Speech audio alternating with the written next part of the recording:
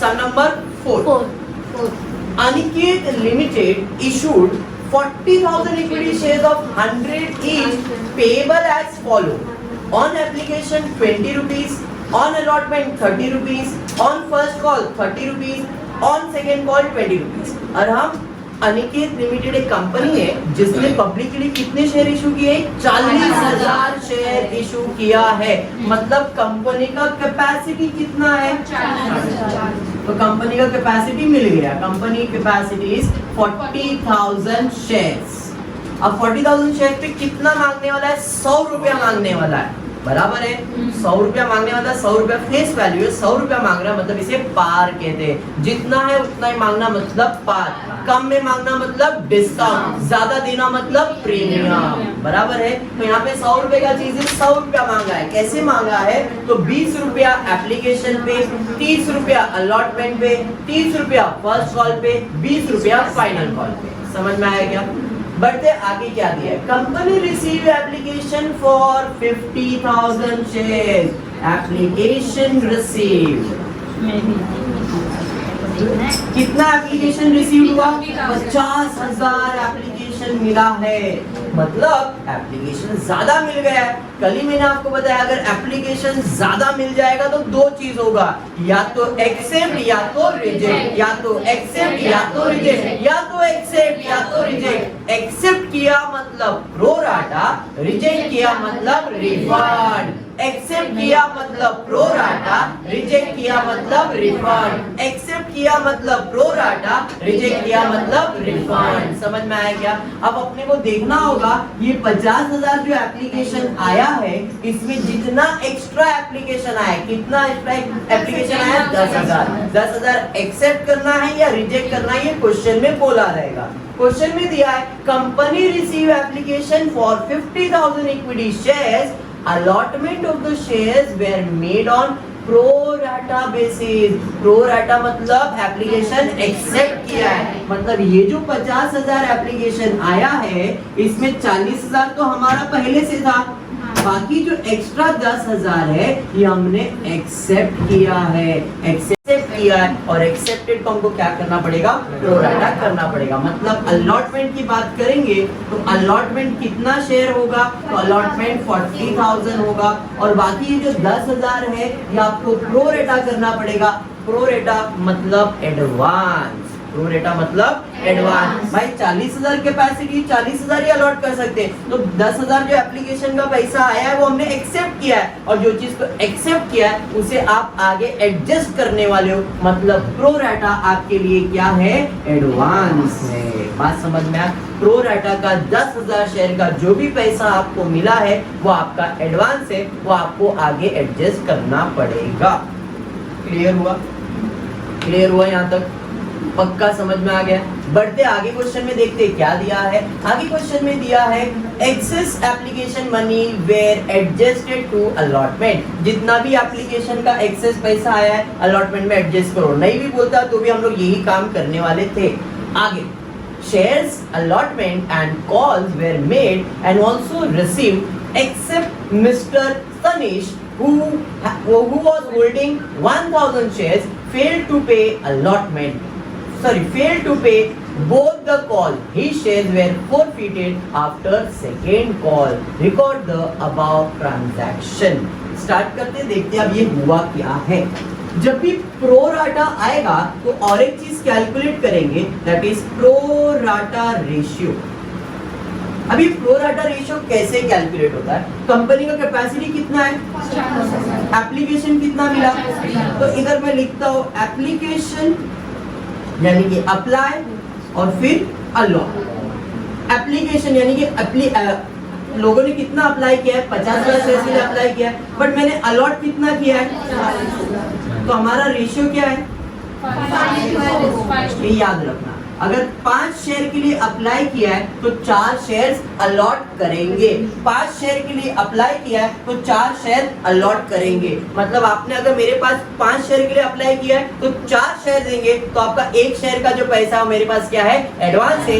आगे कॉल में एडजस्ट करूंगा। अगर तुमने 500 शेयर के लिए अप्लाई किया है तो मैंने आपको 400 शेयर्स दिया है, तो 100 शेयर्स का पैसा मेरे पास एडवांस। पक्का समझा? रेशियो समझ में आया है 5:4 का। अगर आपने 500 शेयर अप्लाई किया तो हम आपको कितना शेयर देने वाले? 400 शेयर ही देने वाले हैं। क्लियर है? बाकी अभी देखना पड़ा कि भाई क्या हुआ है, तो अभी जब कैलकुलेशन करेंगे तो प्रॉब्लम क्लियर हो जाएगा। स्टार्ट करते हैं पहले एप्लीकेशन मनी।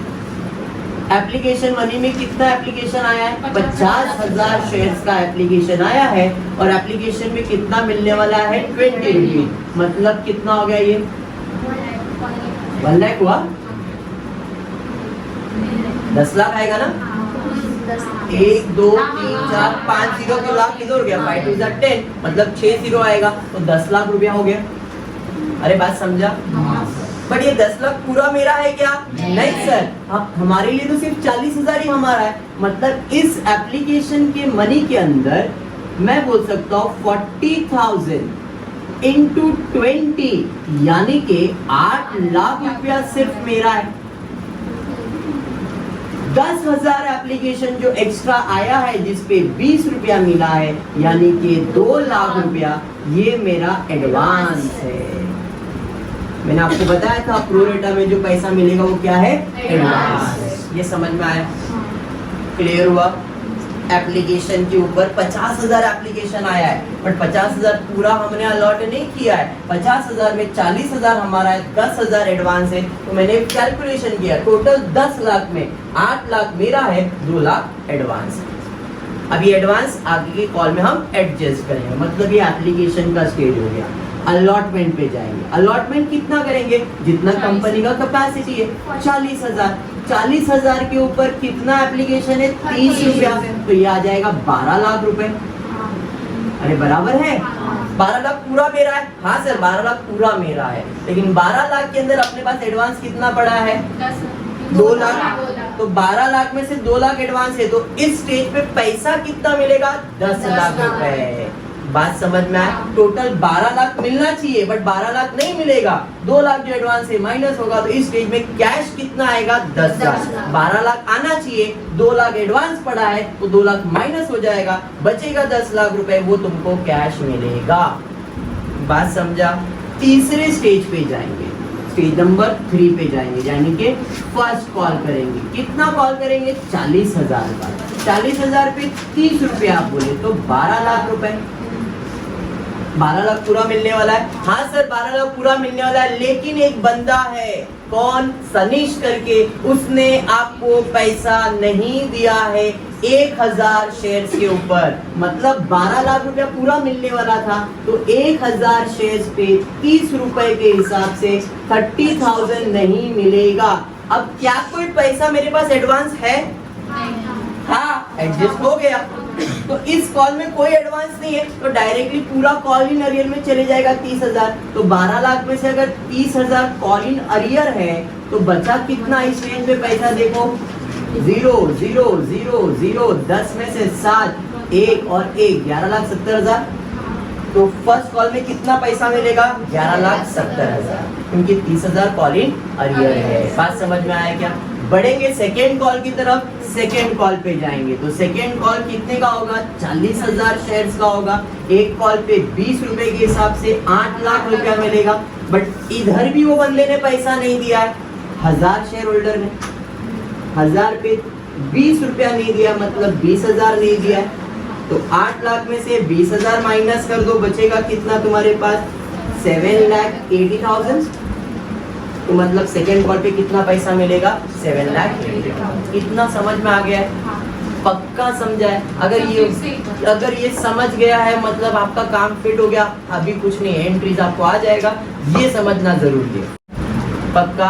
आ जाते हैं एंट्री की तरफ। आपको ऑलरेडी मालूम है एंट्रीज कैसे सॉल्व होता है। पहला स्टेज है तो रिसीव ट्रांसफर, उसके बाद transfer receive, transfer receive, transfer receive, जितनी कॉल है उतनी बार ट्रांसफर रिसीव होने वाला। बराबर है? जिधर भी रिसीप्ट है वहां पे पैसा आएगा, बोले तो कैश और बैंक अकाउंट डेबिट। फिर से कैश और बैंक अकाउंट डेबिट। फिर से कैश और बैंक अकाउंट डेबिट। बराबर है? फिर से कैश और बैंक अकाउंट डेबिट। इतना समझ में आया? जिधर भी ट्रांसफर है वहां पे क्या ट्रांसफर होने वाला है? कैपिटल। तो इधर to equity share capital account,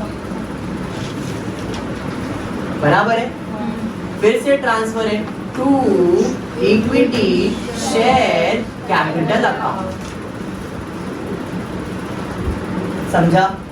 फिर ट्रांसफर है to equity share capital account. कुछ समझ में आ रहा है? फिर से to equity share capital account. सवाल क्लियर? अभी entry fill in the blank. पहला स्टेज कौन सा है?